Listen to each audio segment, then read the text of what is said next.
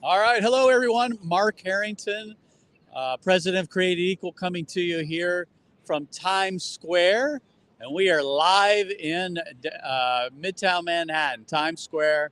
You can see behind me that we have the New Year's Eve where the ball comes down, all that, in the 2022 right there. So we're right in the middle of Times Square doing outreach today with a group of other pro-life organizations, which include the Canadian Center for Bioethical Reform, Protect Life Michigan, Toronto Right to Life, Project Truth, and Survivors, along with Created Equal, are all here.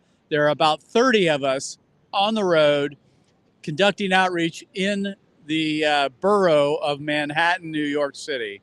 So we're doing outreach during the day. That means we're going to different locations. This morning we were at the Planned Parenthood in Lower Manhattan, which used to be the Margaret Sanger Center, until Planned Parenthood got wise to the problem that they had when the Black Lives Matter brought attention to the fact that Margaret Sanger was a racist. So they removed the name from the Planned Parenthood Center, but the New York City still has the street sign up there that says Margaret Sanger Boulevard on it. So they really haven't renounced Margaret Sanger.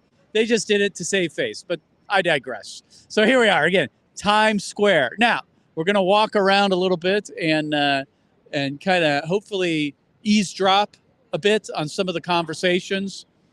A lot of people at first say, "Why would you go to New York City, of all places?" Well, let me tell you why. Because New York City is the crossroads to the world. Thousands, millions of people come through New York City. Tourists from all around the world come here, and especially to places like Times Square. So that's why we're here. It's kind of like, why did the Apostle Paul go to the city of Corinth? Well, he went there because it was a crossroads. That's where he wanted to plant a church in order to reach the world. So same thing. That's why we're here. So what we're going to do here is walk around, but I want to point out something, if you would, Lisbeth. It's going to be hard. You're going to angle up and look at that live action billboard right here. So Live Action has their billboard, 2363.org, 2360, 2,363 babies are killed every day in America. That's what that billboard signifies. And I imagine they get a lot of activity on their website. So Live Action's here. Create Equals here. All right, so we're gonna roll around here. Lots of people out today, and it's civil. Most people think, oh, you're going to New York City, you're gonna get beat up. It's gonna be a riot. It's gonna be mobs of people. No, that's not the case. Not necessarily the case. So here we have Rebecca. She's with Protect Life Michigan, and she's talking to a passerby. I hate to interrupt. I don't want to do that. So why don't we not do that? Oh, let's go over here. We have Kristen from Protect Life Michigan. Come on. And we're just going to listen in if we can. We have our gorilla man over here. See the gorilla? I mean, there are all kinds of costume people. There's Spider-Man. All right, so we're going to try to eavesdrop into this conversation. All right, sit right here. All right. See. The Bible said do not shed innocent blood, right? Yes, and God said do not judge at the same time. Yes, God the said Bible do not says judge. we'll judge God at the also end. says You do don't know not your lie. Bible, baby God, girl. what? God, The baby, Bible says hold the on. righteous may judge. This is abortion. Baby, the righteous may judge. This is murder. This is murder. Hold This is on. human sacrifice. And the same Where's thing for the you, script? God. Where's the scripture that Baby. says that I cannot What'd you judge? say? I said the great debate. Okay. So what do you think about these pictures here? The pictures are disgusting. Are you for or against abortion? I am, I think I'm in the middle. I am actually more for than against. Because For it, meaning more pro-choice. more of a pro-choice. More of the pro-choice because it's a sensitive situation. Like I was telling the other young lady, it's a seed that's planted. Just like if you're gardening, if that seed don't take place, it's there, but it's not there. But do you think the children that are depicted in these pictures are real? I mean, these are human beings, correct? I believe they're still in the process of being put into the full human form. We still have, it's still getting. So when does life begin? I believe once actually the life begins in the beginning, but just like a seed. When is that? But when it's When is that? when it comes out the ground, that's when it's. No, human life. When does that begin? I think it's the same thing. So that's At conception or fertilization? when it comes out of when it takes the first breath. But also, So when they're born. it's still alive because it's still a life form. You know, they are breathing in the womb. They just don't breathe oxygen. But they're still breathing. Their lungs are operating inside the womb. You understand that? But I believe also after a certain time, if it's the first, maybe second trimester, after that second trimester into the third trimester, we should not do abortion. I'm sorry again? After the second trimester, at the latter part of the second into the third trimester, that should not, aborted baby should not be aborted. And why do you believe that, ma'am? Because they're more developed they're more developed. They have more development to be sprouted into the, and at the same time. Let me ask you, so you would say that's where we give them value? Because that's really the issue, isn't it? When are they valuable to you? They're valuable from day one, but it depends on the. But you said development matters. Development matters, and also it depends on what the situation is, because there's a lot of variables between the choice of abortion for many women. Yes, I grew up. Abortion is not right, but you have certain things. Why did you believe that? Because that was Were you brought up in a religious home or Christian home? a religious background. But then things happen, even within the religion background, you have things that happen. People are raped, people are this and that. Get us back. But does that change whether science, right? Science teaches that life begins at conception, right? The whole process is still the same, regardless of the circumstances. It's still the same process. You still have sex. It still happens, regardless how you got there. The way that the child is brought into the world, right? Seed, I call it a seed at that time, because it's not a baby to me, because. What does science teach us? I don't know what science teaches. I'm not a scientist. I know that a child is on its way. The embryo and all that. But there's a point at which, when the baby, is conceived, that it's human. Species Homo sapien. It's not a seed in the sperm, and it's not an egg. It combines and fuses together. I know. But we're beyond a seed here, though, right? Would you agree? See this picture here? But it's still in ground forming. Like you're growing a carrot in the ground. Well, this baby here is 15 weeks old. That's, if you want to hold to the of a seed, that's more than a seed, though, wouldn't you say? That look, why can't you look at the picture? Can you? Have you ever seen them before? I've seen plenty of things. Have you seen abortion photos before? I have, and I've worked in certain places that I've seen working in them. So would you say abortion is right or wrong, and when would you draw the line? You said second trimester. Yeah, it's a sensitive situation. But I believe if you're going to not have abortion, if there's going to be a rule or regulation, it should be after the second trimester, within the latter part of the second trimester into the third. It's always wrong after then. I think after that, by that time, by the first trimester, you found out, second trimester, because sometimes people find out later, it gives you that leeway of, okay, what we're going to do. You know, the only difference is age, right? I mean, the older they are, you ascribe more value to an older baby then. They are valuable. They all are. They all valuable. Then why aren't we protecting them beyond the second trimester? You're going to take care of it? You're going to have Yeah, absolutely. We should, huh? Right? It's a sticky situation. But you cannot tell. So, just take the facts. You cannot make a mandate to tell people what they can do with what decisions that they want to do. Well, if you say that, but we do that all the time, don't we? We do that all the time. We tell people what to do all the time. It's called laws. Laws say I can't punch you in the face. The laws sometimes violate everybody's. It's not just That's what laws do. That's what laws do. Well, thank you for your time. Appreciate it. I appreciate you. Thank you. God bless you. Here's the body. Here's the face right there. And that's a human being. That's right. That's a human being. And this is what's happening. And this is what's happening. This is what we go on our merry way doing our lives as this is happening every day to millions of babies across the world. And like 43 million babies a year are aborted. And this is something maybe 43 million since 1973. Yeah. Yeah. Unbelievable. Actually more than that, 63 million. But almost 1 million die every year. I don't use this way of doing it, but Why not? There's a place for this. Is this the place? I'm talking. Is this the place? This is a good place for it. You know why? Because the whole world is walking around with their eyes closed, That's right. and that's why judgment is on us now as a nation. God requires blood.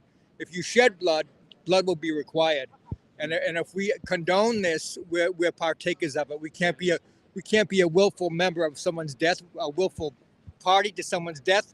And this, So what are you doing to try to stop abortion? I am praying. I am going to the abortion clinic. I am a security guard for the women that speak to the. Okay, good for the silent counselors. Well, God bless you, sir. Thank you. Yeah, broadcast that all across the internet. Look at that. And where are you? All right, we're going to come over here. We're from Ohio. Well, we're from all over the country. Thank you for doing what you're doing. God bless you. Great work.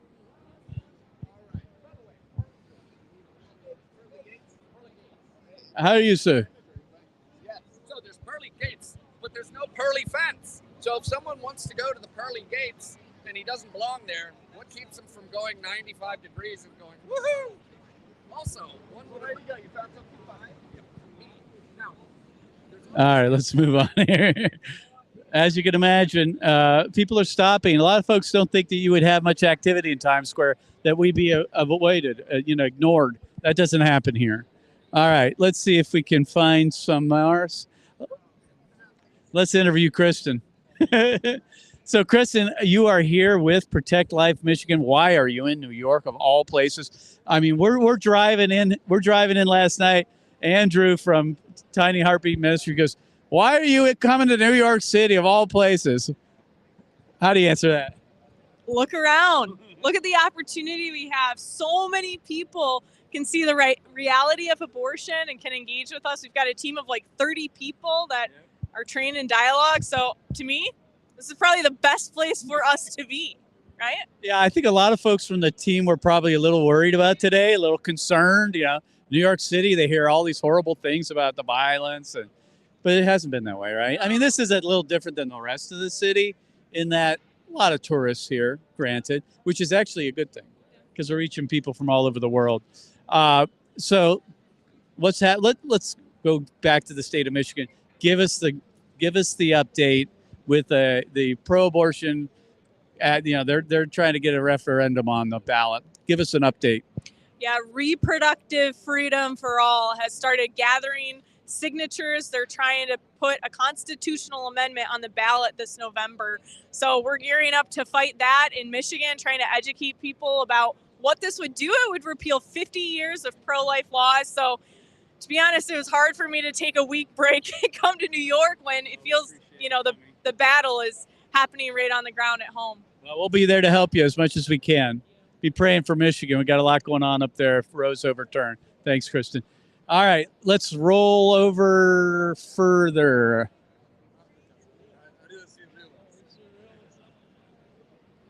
Let me see here. Is there anything else we could? Anyone else?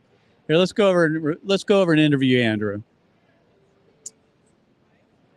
So Andrew's with Tiny Heartbeat Ministries out of Washington State. He made the trip all the way to be here with us for a week of training and outreach. Hey, Andrew, how's it been going today in Times Square? It's been going well. Tell us I've seen you've been talking to a few people. Give us a little summary of how things have gone.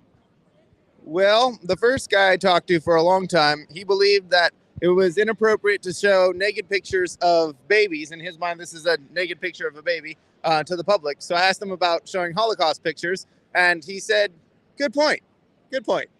And so that went well, but then he moved on to another objection, and that's what oftentimes happens, is they just pick an objection. When you answer that one, they move on to another one. So what was the next one? Next one was, I don't remember. It was like an hour and a half or something, or maybe not that long. It just felt like a long time. He asked me to give me something funny that was in the Bible. And if he didn't find it funny enough, apparently the Bible wasn't true. So we started trying to go down the road of getting you off the topic, which they often do. All right, let's move on. Thanks. All right, so how's it been going today?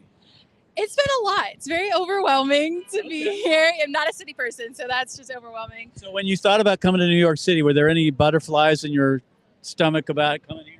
Yeah. I was actually really worried at how angry people were going to be because I'm used to people getting pretty angry at us and stealing our stuff. So I've been really surprised about that. I even met They haven't been. No one's stolen our stuff, destroyed our stuff. I've even had a few heart changes. So it's been better than I was expecting. Okay, sorry. So let me stop there. You've changed. A couple of people have changed their minds. Tell us about that. Yeah, so I had one guy who had an exception in the case of rape. And so I just explained to him, like, absolutely rape is a horrible thing. I hate that it happens. But that a child conceived in rape is just as much of a valuable human being as a child conceived in love. And he was like, oh, yeah, that's right. It's wrong. So, yeah, it was awesome. You said anybody else changed their mind, or was that it? Yeah, so I had a lady that I asked her what her opinion is on abortion, and she said no comment. And I was just like, okay, give me a little bit more. And I finally got her talking. And she had to go catch a plane, but we did get to a point where her basic argument was, I can't tell other people what to do. And I was like, well, yeah, you can. We can tell other people not to intentionally kill innocent human beings. And I explained how abortion is ageism. It's discrimination against the preborn just because they're younger than us. And she was like, yes, yeah, it is ageism, and that's wrong. So yeah, just like that. But she had to go catch her plane, so I couldn't talk more. But yeah. So tell everybody your name and where you're from. Yeah. Hi, I'm Emily Dimmick. I work with Protect Life Michigan. So from Ohio, but live in Michigan now. So I left the awesome Buckeye State. Are you glad you came to New York City for the week? It's just Wait, there's not supposed to be a pause there. It says absolutely. Yes, I'm glad to be here with so many pro-life people, standing here with everyone who agrees with me and who's fighting for the preborn with me. And it's an amazing feeling to be here. We're glad you're here, and we love Protect Life Michigan.